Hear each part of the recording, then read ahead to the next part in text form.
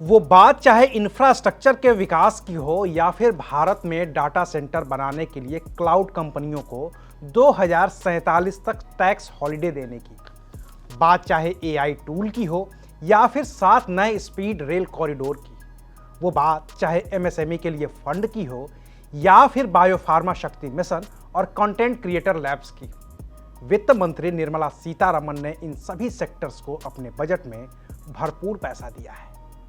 लेकिन क्या बजट के ये ऐलान काफी हैं? क्या जब भारत समेत पूरी दुनिया डोनाल्ड ट्रंप के टैरिफ के बोझ तले दबी हुई है और यूरोपियन यूनियन से मदर ऑफ ऑल डील्स के बाद विदेश से भारत आने वाला सामान सस्ता होने वाला है, तो ऐसे में यहाँ के उद्योग धंधों के लिए बजट में वो प्रावधान हैं जिनसे भारत की उत्पादकता पर सकारात्मक असर होगा? आखिर जिस बजट को सरकार विकसित भारत के लक्ष्य के तौर पर पेश कर रही है, क्या उसमें ऐसा कुछ है कि 2047 से पहले 2027 में भी किसी के लिए कुछ बेहतर हो सकता है? आज क्लियर कट बात करेंगे इसी मुद्दे पर। नमस्कार, मैं हूं अविनाश और आप देख रहे हैं एबीपी लाइव।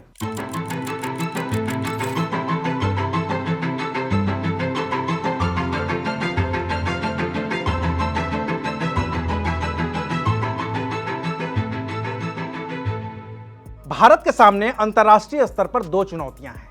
पहली चुनौती है विदेश को सामान बेचना और ऐसा सामान बेचना जो ड्यूटी फ्री हो, और दूसरा विदेश से वो सामान सस्ते दर पर और ड्यूटी फ्री खरीदना जो भारत में मौजूद न हो।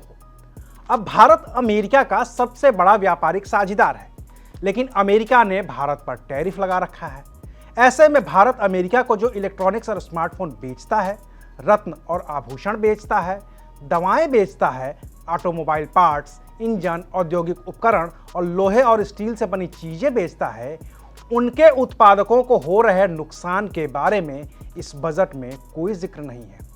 भारतीय झींगा और भारत की दूसरी समुद्री मछलियां भी अमेरिका को बेची जाती हैं, लेकिन बढ़े हुए टैरिफ के बाद इनके उत्पादकों को जो हो रहा है नुकसान, उसके लिए बजट में खास तौर पर कोई प्रावधान नहीं किया गया है। कुछ हैं, लेकिन वो अपर्याप्त हैं। हाँ, अमेरिका भारतीय कपड़ों, रेडीमेड गारमेंट्स और होम टेक्सटाइल जैसे चादरें, तौलिए और कालीन का बहुत बड़ा खरीदार रहा है, और बढ़े हुए टैरिफ के बाद टेक्सटाइल निर्यात को बढ़ावा देने के लिए विशेष प्रावधान किए तो गए हैं। यहाँ पर टेक्सटाइल में थोड़ी राहत दिख भी रही है, लेकिन असल सवाल उन लोगों को लेकर है जो यूरोपियन यूनियन के साथ हुई मदर ऑफ ऑल डील से सीधे तौर पर प्रभावित हैं। उदाहरण के तौर पर डेयरी प्रोडक्ट। भारत दुनिया का सबसे बड़ा दूध उत्पादक है, फिर भी नीदरलैंड और फ्रांस से भारत में हाई क्वालिटी चीज और पाउडर वाला दूध आता है। डील के ये बाद ये सामान और सस्ता होगा, क्योंकि सब ड्यूटी फ्री होगा, तो भारत के किसान इससे सीधे प्रभावित होंगे। भारत में सेब और नाशपाती की खेती होती है, लेकिन हम बेल्जियम और इटली से भी सेब नाशपाती खरीदते हैं। पहले टैक्स लगता था, ड्यूटी लगती थी, तो विदेश से ये महंगे आते थे और कुछ खास लोग ही इन्हें खरीद पाते थे। ड्यूटी फ्री इंपोर्ट की वजह से जब विदेशी फल सस्ते होंगे, तो भारत के फल उत्पादकों पर भी असर पड़ेगा।